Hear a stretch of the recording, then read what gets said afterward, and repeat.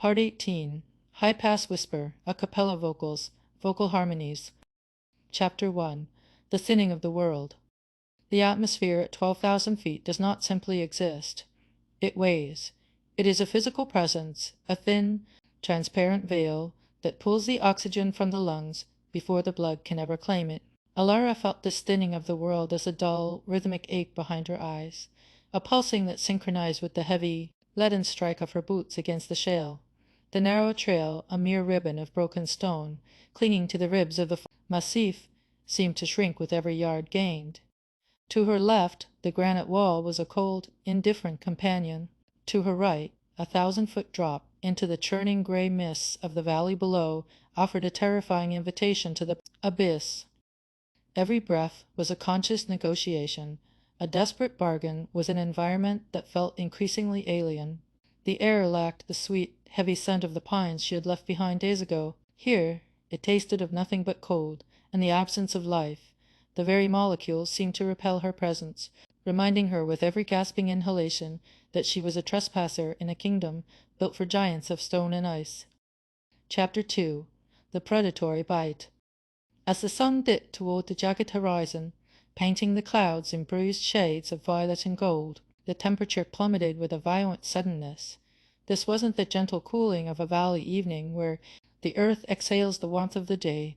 This was a chilling bite, a predatory, prehistoric cold that sought out the gaps in Alara's thermal layers and the vulnerabilities in her spirit. The wind, which had been a low, rhythmic moan for most of the afternoon, now rose into a piercing shriek, carrying the scent of ancient ice and the metallic tang of impending snow. It was a warning from a landscape that never asked for inhabitants and offered no mercy to the weary.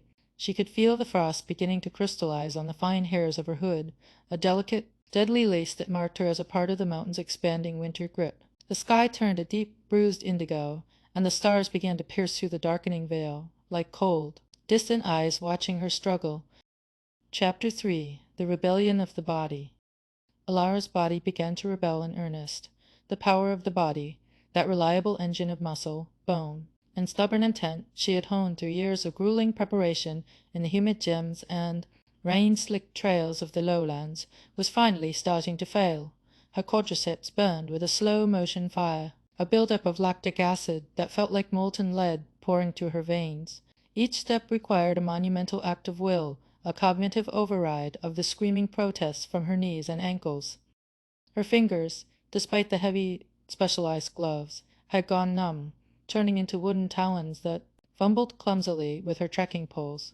She watched them move as if they belonged to someone else, distant tools, operated by a fading consciousness. The fatigue was no longer just physical. It was a fog that threatened to consume her focus, making the simple act of placing one foot in front of the other feel like a complex mathematical equation. Chapter 4. The Pressure of Fading Light. The pressure of the fading light was not just a visual change. It was a psychological burden that sat heavy on her chest. In the lowlands, darkness was a signal for rest, for the comforts of lamplight and four walls. Here, dark meant the end of movement. Dark on this ledge meant the mountain would reclaim its territory, and she would be nothing more than a temporary fixture in its frozen, silent history. She looked at the shadows stretching across the scree slopes, reaching out like long, spectral fingers to pull her into the night. The panic, usually a distant hum, began to rise in her throat, sharp and acidic, threatening to choke out the little air she had left. She knew that if she stopped now, she might never find the strength to start again. The mountain didn't care about her ambition or her training. It only recognized the cold and the dark. Chapter 5. The First Vibration. Then, out of the whistling, chaotic roar of the wind, came the sound. It didn't begin as music in the way a radio or a concert begins. It started as a shift in the frequency of the air itself, a subtle vibration that hummed in the marrow of Alara's bones, before it ever reached her ears. At first, she dismissed it, thinking it was the wind moving through the hollowed-out cracks in the rock, or perhaps the early stages of the hallucinatory mountain sickness her mentors had warned her about.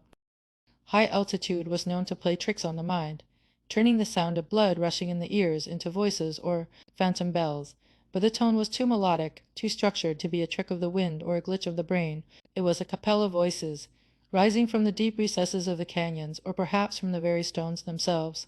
They were high, crystalline harmonies that seemed to drift on the thermal currents, catching the last golden rays of the dying sun before fading into the indigo shadows. Chapter 6. A Human Sound. Beneath Open Skies. These voices were a human sound beneath the open skies, a defiant, fragile resonance in a place where humans weren't meant to survive. They weren't singing grand, triumphant anthems or operatic swells that demanded attention. Instead, they whispered small, soft lyrics that spoke of a deep, unshakable inner calm.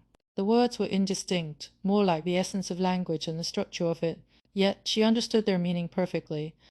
In the grip of the climb's greatest hardship, this auditory haunting became her needed solace. It was a psychological shield, a barrier between her waning willpower and the encroaching terror of the heights. The harmonies were tight, weaving in and out of each other like the threads of a sturdy rope, providing a mental handhold where the rock offered none. She found herself leaning into the sound, letting it support her weight when the physical world offered no purchase. Chapter 7. The Father's Card. Ilara reached into the breast pocket of her parka, her numb fingers brushing against the simple card she kept there. It was a final message from her father, written in a hand that had grown shaky and thin toward the end. She didn't need to take it out to see it. She had memorized every stroke of the pen, every slight blot of ink. The voices in the air seemed to be reciting those very words, turning ink into atmosphere. "The mountain is only as big as your fear," the card read. "Listen for the silence between the breaths." Her father had been a choral singer in his youth, a man who understood that the spaces between the notes were just as important as the notes themselves. He used to tell her that music wasn't just the sound, but the tension held in the quiet moments before a new chord began. Now, that legacy seemed to anchor the harmonies she heard in the wind. Chapter 8. The Auditory Map. Ilara paused, leaning her forehead against the cold, damp stone of the mountain. The rock was slick with the fine sheen of ice, but she didn't pull away. She allowed the vocal harmonies to wash over her, letting the high harmony mend the fractures in her resolve. She thought of the years spent preparing for this moment. Every early morning run, through the freezing rain, every heavy pack carried through dense forests, every doubt she had pushed aside with a grimace. The voices weren't just an external phenomenon. They were the synthesis of every person who had supported her, every song that had ever comforted her in the dark. They were the auditory map of her survival, a sonic record of everything she had endured to reach this precipice. As the evening blue deepened into a bruised purple, the voices began to recede, but they didn't disappear entirely. They were a memory of sound, a ghostly guide that Ilara now had to hold within her heart to keep from falling. Chapter 9. Counting the Steps. Step by step, she began to move again. The rhythm of the voices became the rhythm of her feet. She began to count her steps in time with the perceived meter of the song. One step for the soprano's peak, one for the alto's steady hold, one for the deep, grounding bass. That resonated in her chest. The fatigue didn't vanish. Her legs still screamed and her lungs still burned, but the pain became a secondary concern, a distant noise compared to the clarity of the harmony. Her body was a vessel, and as long as it held the song, she would continue to climb. She navigated the narrow trail with a newfound, almost supernatural precision, her poles striking the ground with the certainty of a conductor's baton. The final 100 meters were a scramble of loose, broken black ice, but the whisper was louder now, a roll of harmony that seemed to push against her back, lifting her upward against the weight of the world. Chapter 10. The Crest and the Promise. With one final, agonizing heave of her ice axe, Ilara reached the crest. The world opened up, a sea of silver peaks, bathed in starlight, stretching out into an infinite, silent distance that felt like the edge of the universe. The voices were gone now, dissolved into the vastness of the night, but the warmth they left behind remained. She stood at the summit of the high pass, a witness to the beauty of the world and the terrifying strength of the human spirit.